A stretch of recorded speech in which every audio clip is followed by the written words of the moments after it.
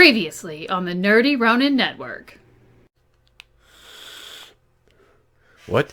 What? Squeaky chair, what'd you say? Oh, we're live? Oh, crap.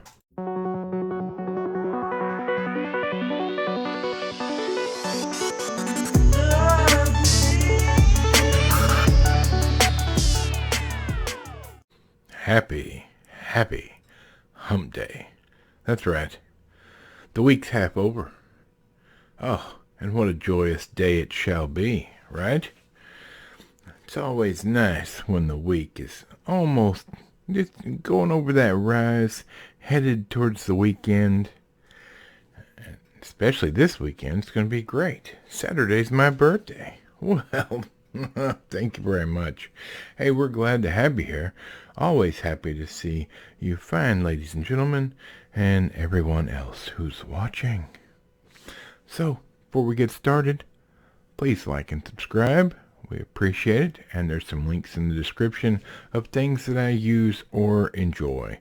They don't pay me, I just love them, including Invader Coffee and Geek Grind Coffee. So if you like coffee like I like coffee, give them a look-see, will you? Thank you. Now let's get started. I must say, I've been looking forward to watching this movie for quite some time. And for some reason, I had put it off. And I'm torn about it. And I'm talking about The Outfit. 2022, rated R, hour and 45 minutes. Directed by Graham Moore, who also is one of the co-writers with Jonathan McClain. Let me tell you something. Okay, it's got a brilliant actor in it. And Mark Rylance is one of the greatest actors that I'd never seen, that I can remember. I don't know his movies, but oh my goodness, he is fantastic in this movie. He's brilliant. His acting chops are just way above everyone else in this movie. Sorry, you guys. For everybody else in this movie, the bar was just too high. And you know what?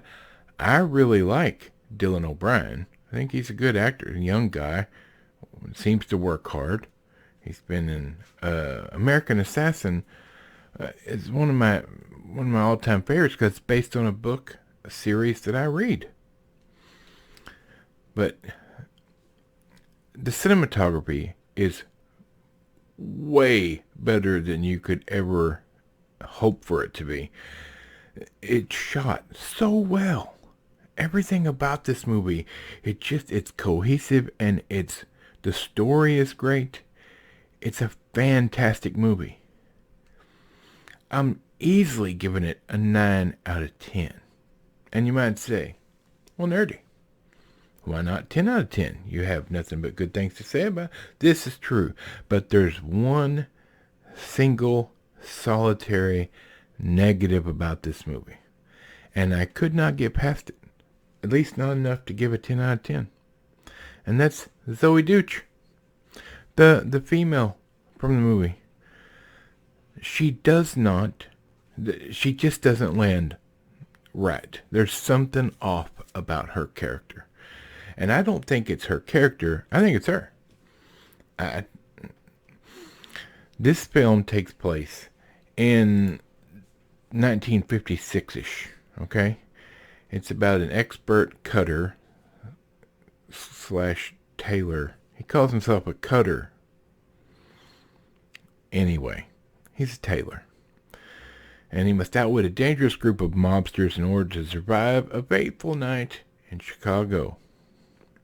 Now look, it's a simple story with some nice complexity in it, and it's a joy to watch Mark Rylance. in this movie. His character is great. And from the very beginning, you can tell the way he plays the character as easily as he plays it, that this character is more than he seems. All right? It's a fact. You can feel it in the acting that in the way he pulls it off. But Zoe Deutch's character, who works for him, doesn't show him any respect. Like she's not even willing to do her job right. It doesn't work. She does not work. Now, I'm not saying don't watch this movie. I think everyone should give this movie a chance. And most people aren't going to notice. They're going to watch the movie and they're going to love the movie. It's fantastic.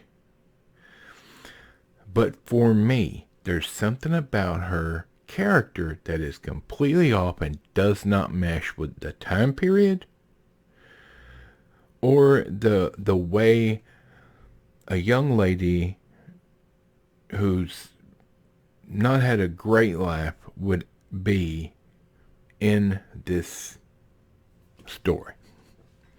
But that's just me. Squeaky Chair and Bob, they loved it. Michael the Microphone, who knows? He doesn't talk much. Excuse me. But overall, this movie is worth watching, A, for Mark Rylance's performance, and B, for the way it's shot and how beautiful the film is. It's amazing. It's so beautiful. And I think if they would have got a different actress to play that role, it would easily be an 11 out of 10. The story is great. The story is perfect. She's just off-putting. That's it. She's just off-putting. The way she plays the character, I don't know. Either it's written with a tad too much millennial in it, or I just don't know. I can't put my finger on it. It was just off-putting, and it was difficult to watch her scenes. Everything else about the movie was fine. Some of the language was a little too colorful for my liking. You know, if I'm going to watch a movie set in the 1950s, I wish they would just stick with the time period. You don't have to just beef up the foul language. That's just me personally. Obviously, in the 1950s, people said bad words. Okay? I'm not saying that. But once again, this is one of those movies where the F word is a little more prevalent than I would like for it to be. Because, A, once again, Zoe Deutch's character says it to Mark Rylance. He's her boss. He's like a father figure to her. He's somebody she should respect and look up to. Regardless, he pays her paycheck. He takes care of her, helps her out. Why would she would never talk that way to him or use that word to his face, to him. It just, once again, part of the off-puttingness, I guess. But hey, there you have it. It's almost Friday, and I've got a surprise for you on Friday. I'm going to watch a movie I would not normally watch and review it just for you fine people. I do not think it's going to be good, but it is a newer movie. And then, of course, next week is Jurassic Park week. We're going to cover all three of the newest trilogy, the Chris Pratt trilogy, if you will. So I'm looking forward to that. But anywho, from Bob, Squeaky Chair, Michael the Microphone, and this fat, irritable nerd who's about to be way too old, we will see you on Friday. Have a great day.